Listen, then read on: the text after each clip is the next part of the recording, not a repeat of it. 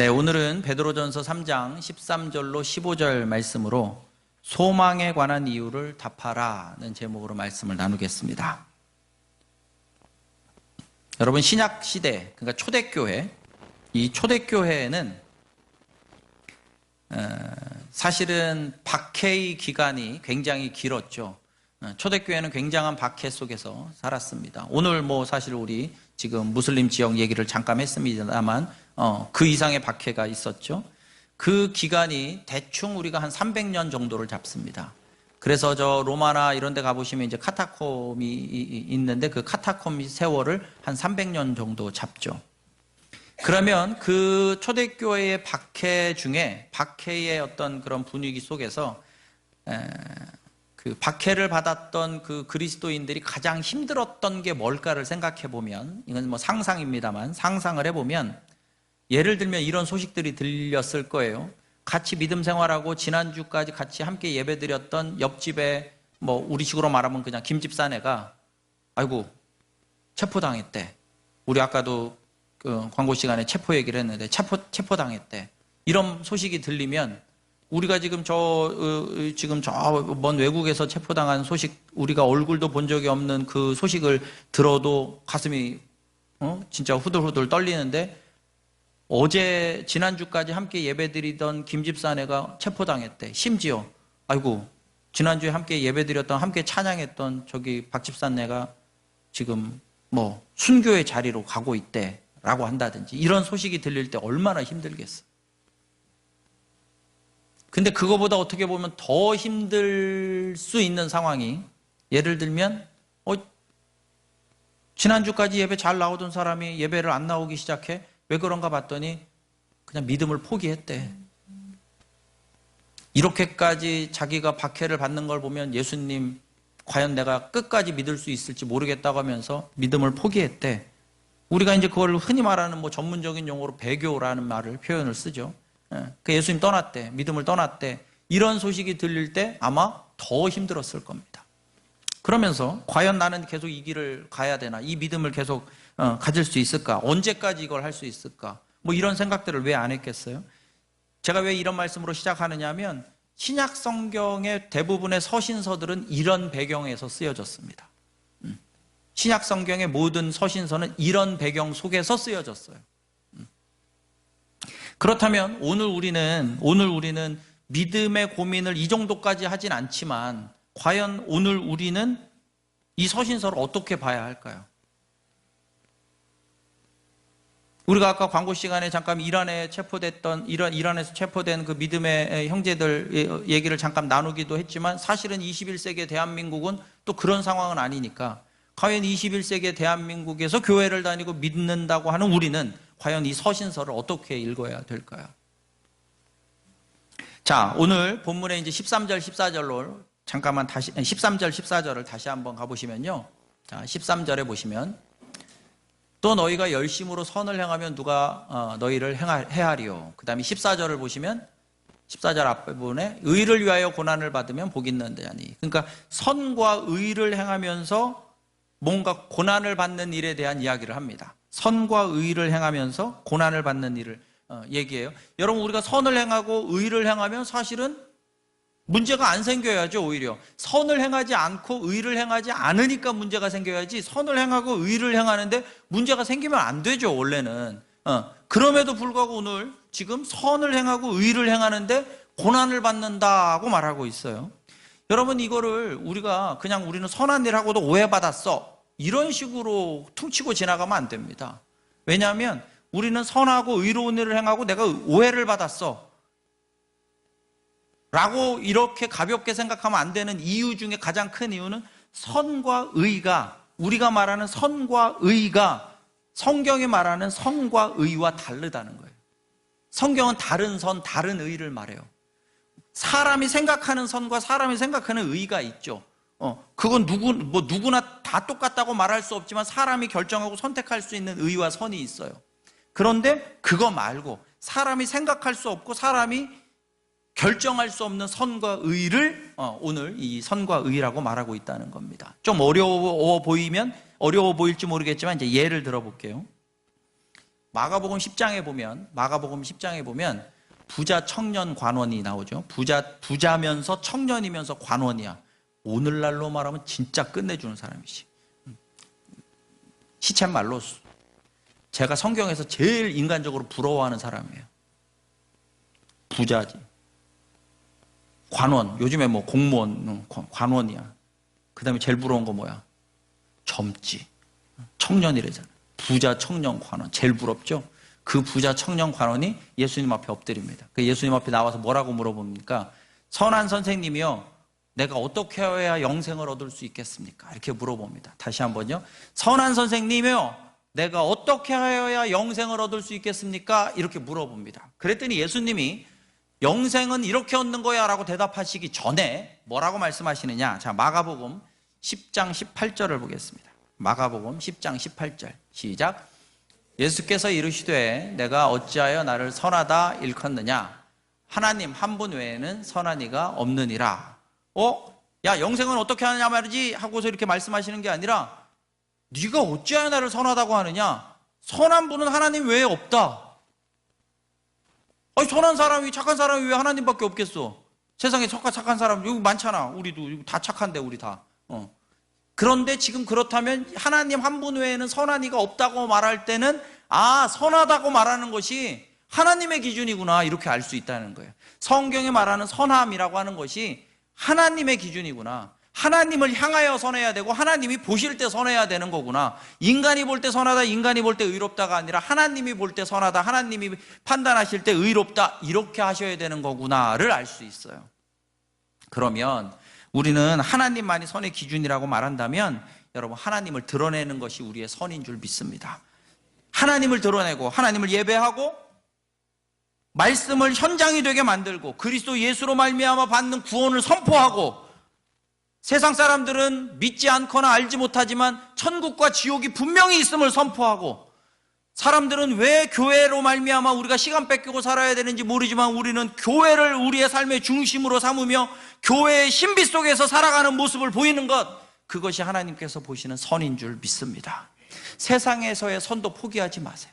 세상 사람들한테 착하다는 얘기 들으세요. 의롭다는 얘기 들으십시오. 그거 포기하면 안 됩니다. 그러나 하나님께서 우리를 보실 때 네 참 선하다, 그거 절대 포기하면 안 될 줄 믿습니다. 세상 사람들이 볼 때 야, 저 사람 법 없이도 살 사람이야. 저 사람 절대 저울질을 속이지 않아. 저 사람은 절대 사기칠 사람 아니고 저 사람은 절대 남을 해할 사람이 아니야. 반대로 남을 돕는 사람이고 남에게 정말로 착한 일을 하는 사람이 우리 이런 평가 듣고 살자고요. 당연히 그래야 합니다. 그런데 하나님이 보실 땐 선하지 않다고 말하면 곤란하죠. 하나님 보실 때 선해야 돼. 그럼 하나님 보실 때 선한 건 어떤 선이냐? 세상이 알 수 있는 선이 아니라 하나님을 드러내는 것이 하나님 보실 때 선이고, 우리가 예배하는 삶이 하나님께 대하여 선이고, 우리가 교회가 내 삶의 중심이 될 때 하나님이 보실 때 너 선하다 이렇게 말씀하실 줄 믿습니다. 자, 의도 마찬가지입니다. 의도 마찬가지예요. 의도, 세상이 말하는 의, 세상에서 정의롭다 말할 때 의가 있죠. 우리 세상에서의 정의도 포기하고 살면 안 됩니다. 세상에서 손해보더라도 정의를 포기하면 안 돼. 세상에서 좀 욕 얻어먹더라도 정의를 포기하면 안 되죠. 그러나 하나님이 보실 때 의롭다 하시는 것을 절대 포기하면 안 됩니다. 하나님이 보실 때 의롭다는 것이 뭐냐? 자, 여러분 요한복음 16장에 가보면 예수님이 말씀하십니다. 예수님이 내가 이제 아버지께로 가면, 내가 아버지께 하나님께로 돌아가면, 내가 하나님께로 돌아가면 보혜사 성령님이 너희에게 오실 텐데 그 보혜사 성령님이 너희에게 그 하늘의 신비한 것들 그리고 하나님의 마음을 깨닫게 하실 거야 라고 하면서, 그 요한복음 16장에서는 여러 가지 이제 다른 복음서에 흩어져 있긴 하지만 요한복음 16장에 보면 세 가지를 성령께서 오셔서 깨닫게 하실 거라고 말해요. 죄에 대하여, 의에 대하여, 심판에 대하여. 다시 한번요. 성령께서 오시면, 예수님이 가고 성령께서 오시면 그 성령께서 너희를 이 세 가지를 깨닫게 하실 텐데 그 중에 하나가 죄, 그리고 의, 그리고 심판에 대하여 깨닫게 하실 거라는 거예요. 그러면서 이미 성령께서 깨닫게 하실 것이 무엇인지, 죄가 무엇인지, 의가 무엇인지, 심판이 무엇인지를 말씀하고 가셨어. 그걸 읽어볼까요? 요한복음 16장 9절과 10절 두 구절입니다. 함께 읽어볼까요? 시작. 죄에 대하여라 함은 그들이 나를 믿지 아니하며 의에 대하여라 함은 내가 아버지께로 가니 너희가 다시 나를 보지 못함이요. 잘 보세요. 9절로 다시 가보시면 죄에 대하여 성령께서 우리에게 깨닫게 하시는 죄가 뭐냐? 여러분 세상에서 죄가 뭡니까? 형법 250조. 사람을 살인한 자는 사형, 무기징역, 5년 이상의 징역에 처한다. 예. 살인죄부터 아니면 그거보다 더 무서운 죄가 있다면 그거보다 더 무서운 죄부터 저기 어디 무슨 죄가 있을까요? 저 경범죄. 아니 경범죄보다 더 아래의 죄가 뭐가 있을까요? 도덕적이고 양심적이고 이런 죄들까지 다 포함해서 사람이 생각할 수 있는 죄라는 게 있죠. 그런데 그럼 사람이 생각할 수 있는 죄를 굳이 성령께서 내려오셔가지고 그걸 깨닫게 하시겠어? 우리 다 알고 있는데 이미 뭐가 죄인지. 성령께서 깨닫게 하시는 죄는 이런 죄가 아니겠죠. 당연히 성령께서 굳이 오셔서 깨닫게 하시는 죄가 뭐냐? 16장 9절에 죄에 대하여라 하면 그들이 나를 믿지 않는 것, 예수 그리스도를 주님으로 믿지 않는 것이 죄다, 이렇게 말씀하신다는 거예요. 그게 성령께서 깨닫게 하셔야죠. 아니 세상에서 어디서 예수님 안 믿는 게 죄입니다 이렇게 말하면 그게 세상이 아이고 그러네요 이렇게 할 수 없죠. 그러니까 이게 진짜 죄라고 하는 것을 성령께서 깨닫게 하신다는 거예요. 의도 마찬가지겠죠. 그러면 세상 사람들이 말하는 의롭다가 뭔지 아시죠? 정의로운 의롭다. 근데 세상이 말하고 세상이 선택하고 세상이 결정하고 세상도 이해할 만한 정의로움, 그걸 포기할 수는 없지만, 포기하자는 말이 아니라 그걸 깨닫게 하기 위해서 성령께서 오시겠어요? 아니죠. 성령께서는 이제 그런 우리가 생각하고 선택하고 결정하고 우리도 이해할 만한 의 말고 진짜 성령께서 오셔야만 하는 의, 깨닫게 되는 의, 그게 뭐냐? 16장 10절에, 요한복음 16장 10절에 내가 아버지께로 가니 너희가 다시 나를 보지 못하며. 이게 뭔 말일까? 의가 내가 아버지께로 가니 너희가 나를 보지 못할 거야. 이게 의다. 이게 무슨 말일까? 여러분, 죄가 뭐냐? 예수님을 믿지 않는 게 죄예요. 반대로 그러면 죄의 반대가 의잖아요. 의가 뭐겠어요? 그러면 당연히 예수님을 믿는 게 의죠. 근데 예수님이 보여요? 안 보여요? 안 보여요. 예수님이 보이지 않으나 아버지께로 가셔서 우리의 육신의 눈으로 보이지 않으나 예수 그리스도를 주님으로 믿는 것, 그걸 의라고 말씀하신다는 거예요. 이걸 베드로가 정확하게 말씀을 해놨어요. 사실은 베드로전서 1장 8절입니다. 베드로전서 1장 8절 시작. 예수를 너희가 보지 못하였으나 사랑하는도다. 이제도 보지 못하나 믿고 말할 수 없는 영광스러운 즐거움으로 기뻐하니. 아멘. 여러분, 베드로의 공동체, 지금 베드로전서는 우리가 흔히 말하는 베드로전서는 베드로의 공동체, 자신의 공동체에게 편지를 썼다 이렇게 말하는데요. 그 베드로 공동체는 예수님을 본 적이 없어요. 근데 베드로가 뭐라고 말하고 있느냐? 너희가 예수를 보지 못했지만 사랑하는도다. 이제도 보지 못하지만 너희가 예수님을 믿는도다. 이걸 뭐라고 하시겠다는 거예요? 그게 의다 이렇게 말씀하시는 거예요. 우리도 의롭게 살아간다 말할 때 우리가 지금 예수님을 본 적이 없어. 그러나 우리는 말씀을 통해서, 베드로 공동체도 베드로를 통해서 예수 그리스도, 보지 못한 예수님을 주님으로 믿잖아요. 오늘 우리도 이 베드로전서를 비롯한 말씀을 통해서 우리가 한 번도 육체의 눈으로 본 적이 없지만 예수님을 믿는다 할 때 그것을 주님께서 의롭다 칭하시는 줄 믿습니다. 그래서 선과 의는 그런 거예요. 하나님이 보실 때 결국에는 이 땅 가운데서 하나님이 안 보이고 예수님이 안 보이지만 정말로 살아계신 하나님 앞에 엎드리고 살아계신 예수 그리스도를 주님으로 믿는 것, 그게 선이고 의예요. 그러면 다시 처음으로 돌아가서 선과 의로 말미암아 고난당한다라고 지금 13절 14절에서 말했죠. 그러면 선과 의로 말미암아 고난당하는 게 뭐예요? 결국에는 예수 그리스도를 믿음으로 말미암아 우리에게 생기는 일, 그것이 어려운 일일 때 지금 13절 14절 그걸 말하는 거예요. 예수 그리스도를 믿음으로 말미암아 받는 고난. 우리가 지금 우리 아까 잼 목사님과 그 지금 형제들은 아마 이거를 몸으로 체험하고 있겠죠. 일 안에서. 우리 그러니까 정말 우리 이 시간이 지나도 뜨겁게 기도하고 다른 소식이 들릴 때까지 저도 기도하겠습니다. 그러니까 믿음이 아니면 이런 고난을 당할 필요가 없어. 그런데 믿음 때문에, 예수 그리스도를 믿는 믿음 때문에 당하는 고난이 있어. 그 고난을 지금 13절과 14절에서 말하고 있다는 거예요. 그럼 아까도 제가 말했지만 우리가 그럼 믿음 때문에 여러분 고난 당하는 게 뭐가 있죠? 지금 여러분들은 우리 믿음 때문에 고난을 당한다고 말할 땐 그래도 우리가 당하는, 그래도 이렇게 주변에서 들림직한 고난 중에 하나는 뭐냐면, 예를 들면 결혼을 했는데 그냥 시어머니가 나 교회 다닌다고 엄청 구박해요. 막 머리를 깎으려고 하고 막 성경책을 막 아궁이에 던졌어요. 뭐 이런 얘기들 들리죠. 뭐 웃자고 하는 얘기 아닙니다. 그거 정말 심각한 고난이죠. 정말 심각한 어려움입니다. 그러나 사실은 공식적인 고난은 또 아니죠. 이 초대교회나 저 이란이나 저 북한이나 이런 데 가면 공식적으로 고난을 당하죠. 믿음 때문에. 근데 이제 우리나라는 가정 불화가 생길 수도 있고 그렇지만 사실은 그거는 되게 어려움이긴 하지만 사실 또 공식적인 고난은 아니죠. 또 고난을 어디서 당할 수 있냐면 군대 가서 고난을 당할 수 있어요, 사실.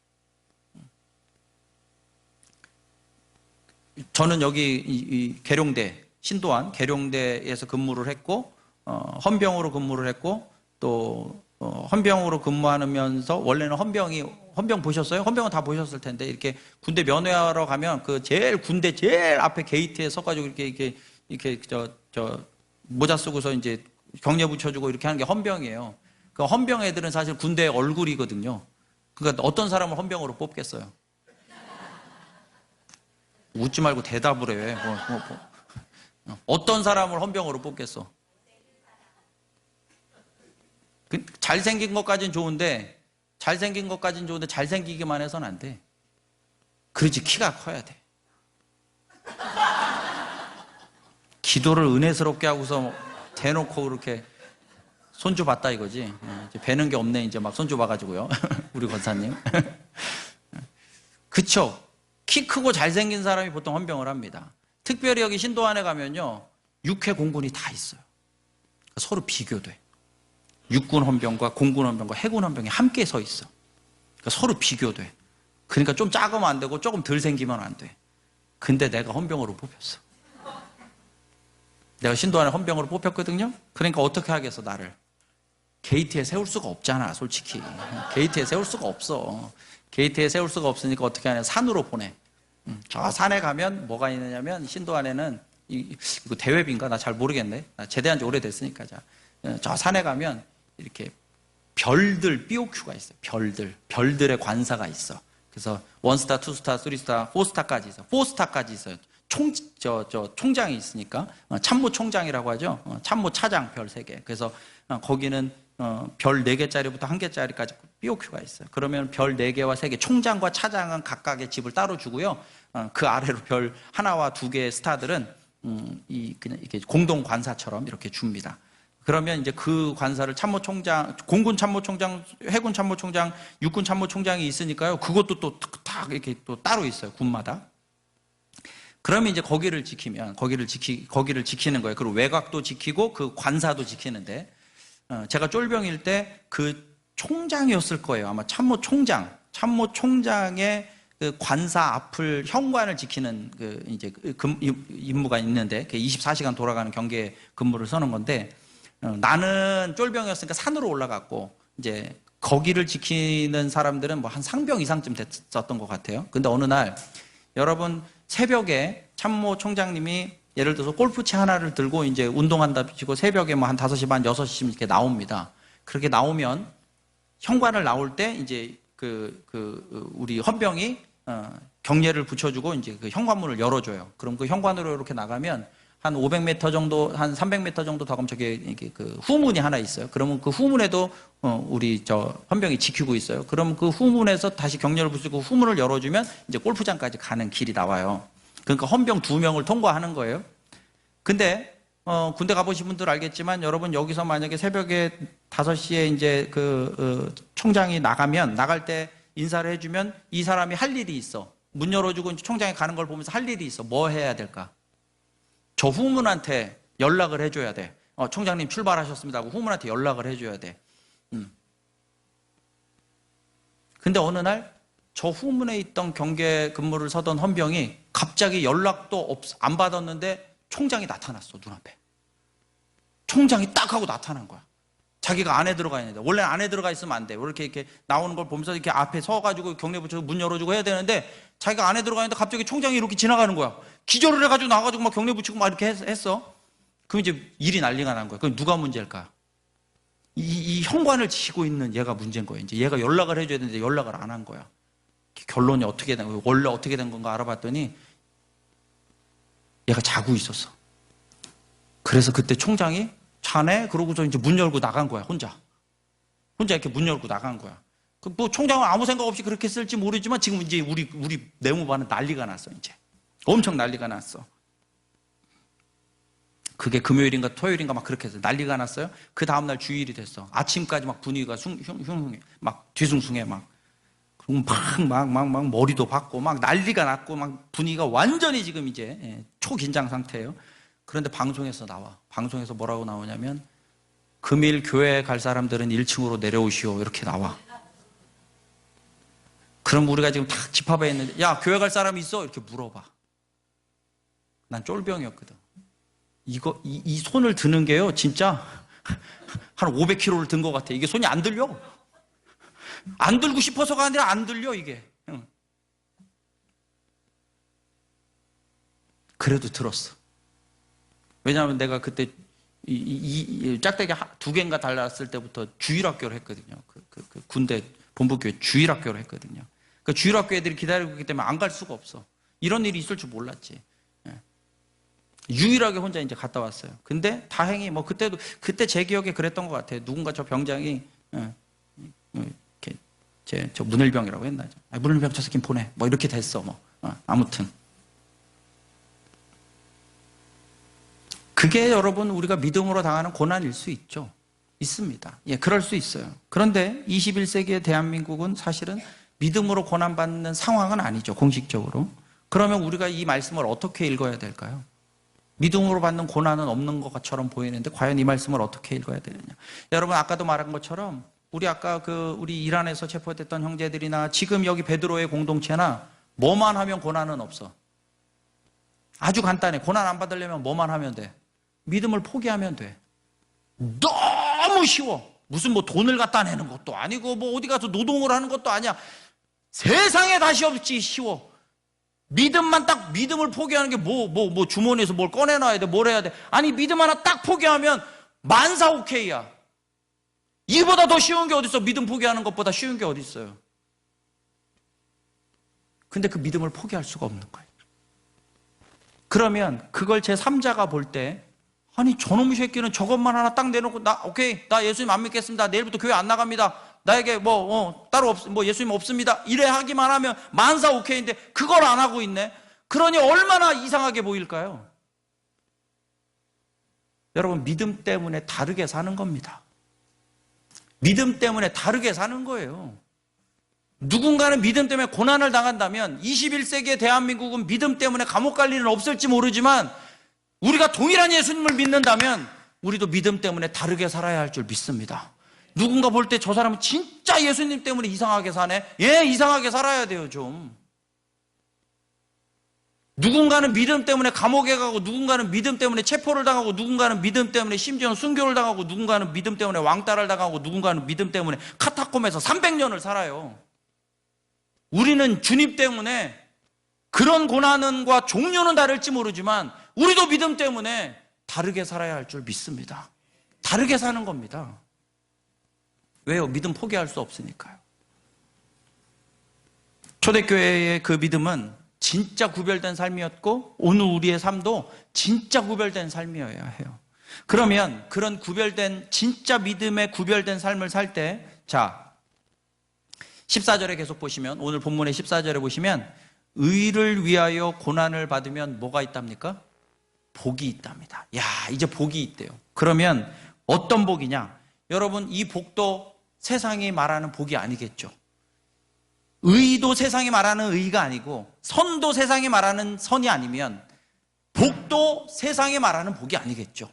그러면 어떤 복이냐 이 복이 도대체. 정말로 의를 위하여 고난을 받으면 예수님 믿는다는 것 때문에 우리가 정말로 좀 이상하게 유별나게 구별되게 살아갈 때 복이 있다고 말하는데 저 복이 어떤 복이냐. 사실은 저 복을요 예수님이 말씀해 놓고 가셨어요.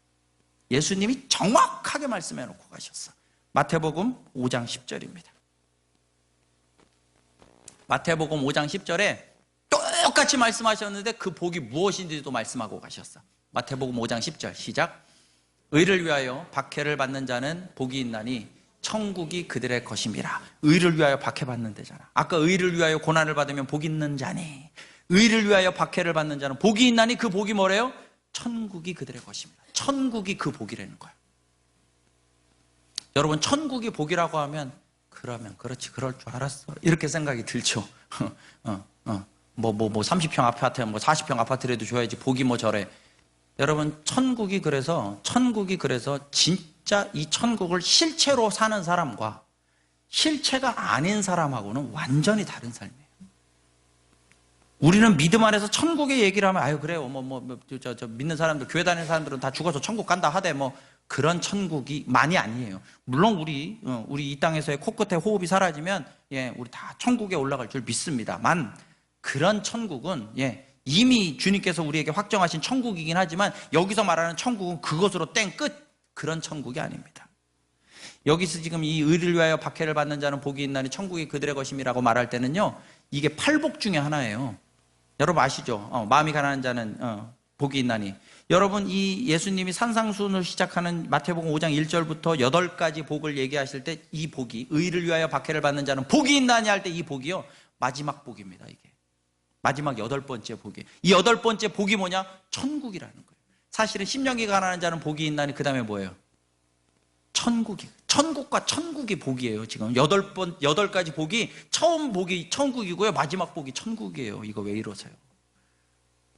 이게 천국이 복이라는 거예요. 천국이. 그럼 천국이 뭐냐? 천국이 정말로 실체하는 복이어야 되는데, 그럼 마태복음 1장부터 이 팔복을 얘기할 때는 맨 죽어서 가는 천국만 아니요, 이 땅에서 살아가는 복을 얘기하는 거예요. 지금 예수님은 우리 나중에, 예, 코끝에 호흡 사라지면 천국 갈 겁니다.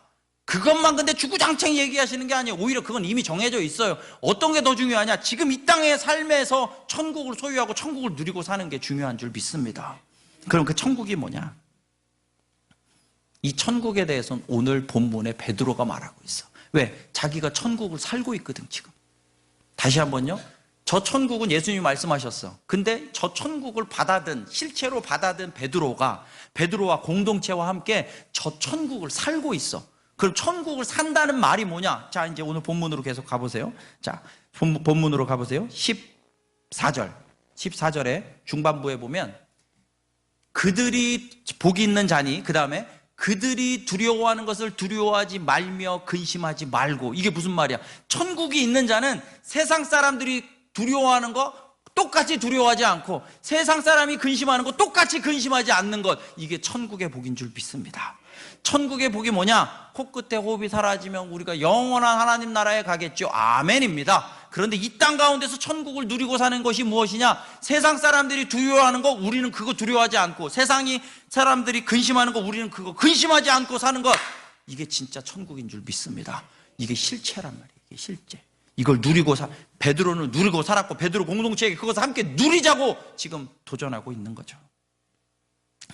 여러분, 사람들은 이런 얘기를 하면, 아이고, 두려워하는 것을 두려워하지 말고 근심하는 것을 근심하지 말라고, 세상 사람들이 모두 예할 때 아니오한다, 세상 사람들이 모두 아니오할 때 나는 예한다.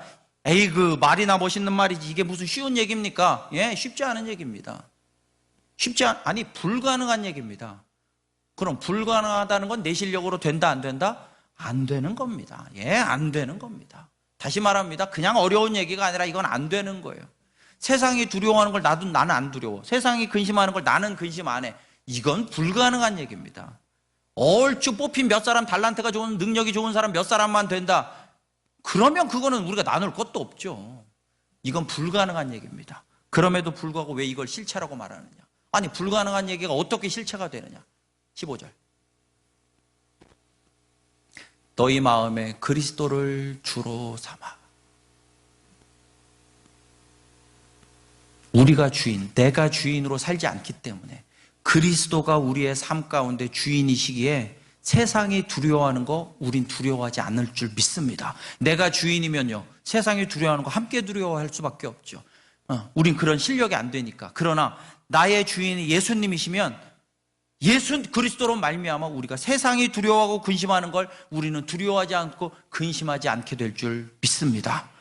여러분, 제가 그래서 그거를 우리 새가족반 할 때 제 예화 속에, 새가족반 그 성경 공부 예화 중에 이런 예화를 제가 넣어놨어요. 야곱과 에서가 있어요. 이게 성경에서 따온 이름만 그래요. 이제 성경의 얘기는 아니에요. 야곱과 에서의 집이 있어. 야곱과 에서의 집이 똑같은 집이야. 서로 마주보고 있어. 아주 뭐 평수도 똑같고 뭐 다 똑같아. 쌍둥이 집이야. 다 똑같은 집이야. 근데 어느 날 갑자기 홍수가 나고 저 뒤에서 산사태가 몰려와가지고 다 집이 부셔졌어. 다 집이 박살났어. 뭐 천장도 깨지고 창문도 깨지고 다 박살났어. 집이 다 완전 온전히 박살났어. 완전. 그랬더니 이 에서는 어떻게 막 땅을 쳐. 이제 난 망했다고. 이 집 하나 보고 살았는데 이 집밖에 없는데 내 거라고는 이 집 하나 있는데 이 집 무너졌으니 박살났으니 나는 이제 끝장났다고. 그래. 근데 옆에 있는 야곱은 아이씨 오늘 어디 가서 자지? 잠잘 자리가 없네. 잠잘 때 잠깐 고민을 하지만 자기는 망한 것이 아니야. 전혀 망한 게 없어. 자기는 망하지 않았대. 근데 오늘 밤에 그냥 어디 가서 잠만 좀 재워줬으면 좋겠대. 근데 에서는 똑같이 집이 부서졌는데 에서는 자기는 망했다고 이제 뭐 오늘 잠잘 자리가 문제가 아니라 자기 인생은 망했다는데 야곱은 자기 인생에 망한 건 없어. 그냥 잠잘 자리가 없어서 좀 불편할 뿐이야. 왜 그럴까요? 에서는 자기 집이야. 야곱은 전세 살아. 야곱은 전세 살아. 에서는 지 집이래. 둘 다 망가졌네. 에서는 지금 땅이 꺼져 이제 끝장났어 자기 인생은. 야곱은 어떻게 하면 돼? 야곱은 어떻게 하면 돼? 전화하면 돼. 누구한테? 주인한테. 집 부서졌네. 어떡하지? 전화만 하면 돼. 여러분 이 간단한 비유가 우리 믿음의 사람에겐 실체인 줄 믿습니다. 세상 사람들은 두려워하죠. 집이 부서졌으면 두려워해야지. 근심해야지. 우리는 어떻게 하면 돼? 전화하면 돼. 주님 앞에. 그게 실체예요.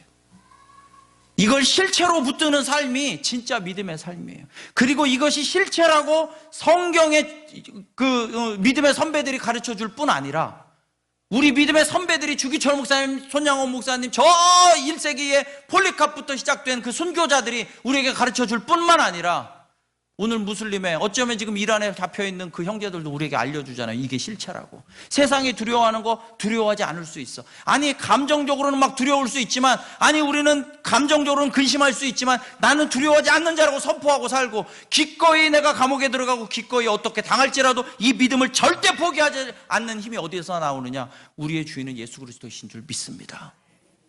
그게 실체예요. 그래서 여러분 바울이 강한 게 아닙니다. 바울 안에 주님이 강하십니다. 베드로가 강한 게 아닙니다. 베드로 안에 주님이 강하십니다. 우리 보고 강한 사람 되라고 하지 않습니다. 세종생명샘교회 목회자를 비롯해서 우리 다 연약한 존재입니다. 우리 강하다고 뽐낼 거 없습니다. 그러나 우리 안에 주님이 강하신 줄 믿습니다.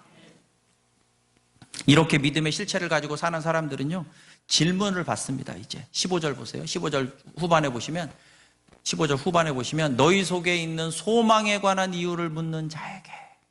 그래서 제가 가끔 말씀드리죠. 우리 좀 질문 좀 받고 살아야 돼요. 어떤 질문을 받고 살아야 됩니까? 여러분 예를 들어 초대교회 지금 베드로 공동체에게 무슨 질문을 하겠어요? 그렇게 고난당하고 카타콤에 들어가 있는 사람들을 보면서 뭐라고 아니 왜 그러고 살아 도대체? 네 그렇게 살 사람 아니잖아. 아니 지금 너 왜 그러고 살아? 뭘 믿고 그렇게 사는 거야? 이렇게 할 수 있겠죠. 주기철 목사님한테도 일본 그 순사들이 막 고문을 하면서 왜 그러고 사냐고 도대체. 네 믿는 하나님 어디 있냐고 이렇게 물어봤다잖아요. 왜 그러고 사냐고 도대체. 그거 하나 딱 내려놓으면 되는데 그거 왜 안 내려놓고 사냐고. 우리 그런 질문 좀 받고 살아야 합니다. 믿음의 사람이라면 그런 질문 좀 받고 살아야죠. 우리 그렇게 좀 다르게 살아야 되는 거 아닙니까? 좀 더 구체적으로 말해볼까요? 너 돈을 왜 그렇게 쓰냐고. 너 왜 시간을 그렇게 쓰냐고. 너는 왜 자존심 내려놓고 사냐고. 아니 왜 너의 삶의 중심에는 항상 교회가 있냐고. 너는 왜 믿음을 포기하지 못하냐고. 너는 왜 예배 때문에 더 많은 즐거움이 있는데 왜 예배 때문에 그 즐거움을 포기하고 사냐고. 우리 질문 좀 받고 살아야 할 줄 믿습니다. 그런 질문 좀 받고 살자고요. 왜 다르게 사냐고 도대체. 그 소망에 관한 이유를 물어볼 때 대답을 해야 해요. 이제 우리가 대답하자는 거예요. 뭐라고 대답하느냐? 항상 준비하되 온유와 두려움으로 하고 그랬죠? 온유와 두려움으로라고 하는 것이 표현 자체가 이 온유한 마음과 두려운 마음, 태도로 말한다면 온유한 태도와 두려움을 가진 태도로 답하라 이렇게 보이지만 사실은 이번에 제가 성경을 보면서 그렇게 보이지 않더라고요. 잘 보시면 여러분 저 온유와 두려움이라고 할 때 저 두려움부터 볼까요? 저 두려움이라고 하는 단어가 NIV 영어 성경에 보면 리스펙트라고 저 번역을 해놨어요. 영어 성경에. 제가 NIV 번역을 좋아하긴 하지만 이 부분은 조금 엄청 못마땅합니다. 왜냐하면 저 온유와 두려움 할 때 저 두려움이라고 하는 단어가요. 14절 보여주세요. 14절. 14절에 보면 의를 위하여 고난을 받으면 복인 자니 그들이 두려워하는 것을 두려워하지 말며 할 때 저기도 두려움이란 단어가 쓰였잖아요. 그러니까 세상이 두려워하는 거 너희는 두려워하지 마 이렇게 말한 거잖아요. 근데 15절에 보시면 아까 온유와 두려움으로 할 때 그 두려움과 이 14절의 두려움이 같은 거야. 같은 두려움이에요. 그러니까 이걸 리스펙트라고 번역하면 안 되고 fear, 이것도 두려운 거, 이것도 두려워해야 돼. 이건 두려워하지 말고 이건 두려워하라는 거야. 다시 한번 14절은 세상이 주는 두려움은 두려워하지 말고 그러나 너희가 마땅히 두려워할 것을 두려워하려고 지금 15절에서 말한다는 거야. 이걸 리스펙트라고 이렇게 표현하면 조금 물론 뭐 경외하다 이렇게 그냥 좀 이렇게 넓게 해석하면 될 수도 있겠지만 조금 번역이 마음에 안 들어. 이건 똑같은 fear, 똑같은 두려움을 말해. 근데 이거는 fear하지 말고 이건 두려워하지 말고 마땅히 두려워할 것을 두려워하라고 15절에 지금 말하고 있는 거예요. 온유라는 단어는요. 온유. 이 온유라고 하는 단어는요. 헬라어 성경의 단어를 찾아보면 이 온유가 하나님으로 말미암아 변화된 상태를 온유라고 말해요. 다시 한번요. 하나님으로 말미암아 변화된 상태, 이게 온유야. 그래서 그 온유의 샘플로 뭐를 샘플로 말하느냐? 길들여진 야생 말하는 거야. 여러분 야생 말은 막 지멋대로 돌아다니잖아요. 근데 그거를 딱 잡아다가 사람이 길들여. 그러면 여러분 이 야생마가 100m로 5초대로 달릴 수 있다고 해보세요. 길들여. 그러면 그 안에는 100m로 5초대로 뛰는 폭발력이 있어. 근데 자기 마음대로 안 뛰어. 고삐를 쥔 사람의 뜻대로 뛰어. 근데 능력은 이미 100m로 5초대 뛰어버려. 그게 길들여진 야생마. 그걸 뭐라고 말하느냐? 15절. 온유다 이렇게 말하는 거예요. 이 멋진 단어 온유를 그래서 여러분 세상에서 성경의 인물 중에 가장 온유한 자를 누구라고 말해요? 그렇죠. 민수기 12장 3절을 볼까요? 민수기 12장 3절. 멋진 말입니다. 이게 민수기 12장 3절. 읽어볼까요? 시작. 이 사람 모세는 온유함이 지면의 모든 사람보다 더하더라. 모세는 온유함이 지면에 있는 모든 사람보다 더하더라. 온유하다 그러면 마치 그냥 저 시골에 무슨 뭐 할아버지처럼 막 수염을 쥐어 뜯어도 그냥 막 봐주는 할아버지의 온유함? 그런 온유함이 아니라 여러분 모세는 원래 어떤 사람이에요? 원래 어떤 사람이냐? 길 가다가 자기 동족이 저 애굽 사람한테 매 맞고 있는 걸 보면 어떻게 하는 사람이야? 가서 애굽 사람 때려 죽여버리는 사람이야. 그리고 모래사장에 싹 감춰놓고 가다가 사람 때려 죽이는 사람이 모세야. 야생마 같은 사람이죠. 근데 이 모세가 하나님 앞에 팍 하고 붙들렸어. 그리고 40년을 길들여 하나님이. 40년을 훈련을 시켜. 하나님 앞에 완전히 매여 있어. 근데 다시 말하지만요. 야생마는요. 100m로 5초대에 뛴다. 5초대에 뛴다 그러면요. 5초도 안 되려나? 어제도 5초라고 해봅시다. 100m 5초대에 뛴다고 하면요. 길들여졌어도 100m 5초대에 뛰어. 그 폭발력이 있어. 여러분 왜 모세를 저 출애굽이라고 하는 엄청난 사역 앞에 엄청난 그 바로 앞에 서야 되고 그 원래 있었던 그 400년 이상을 종살이했던 저 이스라엘 사람 앞에 세우고 그 애굽 사람한테 어떻게 모세를 세웠을까요? 그 폭발력이 있는 사람을 세우는 거예요, 하나님이. 근데 그 폭발력만 가지고 있으면 어떻게 해야 돼? 가서 바로를 때려 죽일 수도 없고 어떻게 해야 돼? 그 하나님이 확 길들이시는 거야. 몇 년을? 40년을. 40년을 훈련을 바짝 시키시는 거야. 그리고 그 여전한 폭발력을 가지고 가서 바로와 맞짱 뜨게 하시는 거예요. 그러면 여러분 온유는 우리에게 소망, 너 왜 그러고 살아? 왜 교회가 너의 인생의 중심이야? 왜 복음을 포기하지를 못해? 왜 예배 때문에 다른 즐거움을 놓치고 사는 거야? 왜 너는 자존심을 내려놓고 살아? 왜 너가 누려야 할 정당할 권리를 믿음 때문에 그 권리도 내려놓고 사는 거야? 너는 왜 돈을 그러고 쓰고 살아? 왜 너는 시간을 그러고 쓰고 살아? 라고 하는 질문을 받을 때 온유한 태도, 두려움의 태도가 아니라 온유와 두려움이 우리의 답변 그 자체라는 거야. 내가 왜 그렇게 사냐 하면 말이지, 나 죽게 매여 있어. 나는 주님께 매여 있다고. 나 그렇게 해서 사는 거야. 나 왜 이렇게 사냐고? 나 주님께 매여 있는 삶이야. 우리 그렇게 살아야 하는 거예요. 그게 온유로 답하는 거예요. 하나님 앞에 난 바짝 붙들려 있어. 난 내가 내 인생의 주인이 아니라 내 인생을 책임지시는 예수 그리스도가 나의 주인이고 나이가 바짝 매여 있어. 나는 주님께 매여 있어. 그래서 이렇게 사는 거야. 그리고 두려움으로. 나는 세상 두려워하는 사람이 아니라 나 하나님 두려워하면서 살아. 나 그래서 이렇게 사는 거야.